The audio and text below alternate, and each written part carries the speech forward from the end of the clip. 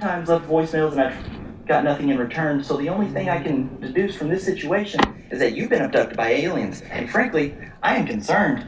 You've been ripped out of your bed from your family, from your wife, from your dog, from your kids. Funny. And they're doing God knows what to you up there. I am freaking out. I am worried for you. I'm worried for your safety. If you could give me a call back and just let me know that you're okay. I love this guy. That would really help me because, I mean, honestly, I'm not sleeping too well at night.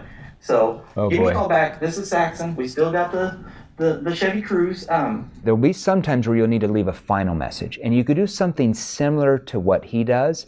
I would do it a little bit differently, and I actually wrote down notes for this because I wanted to actually do this. Watch this. Yeah, John, this is just Jeremy Miner again. We left you a couple of voicemails, a couple of text messages last week, but we didn't hear back from you. So at this point, we're not sure if you got abducted by aliens, you retired and moved to Bali, or maybe you won the $750 million jackpot lottery.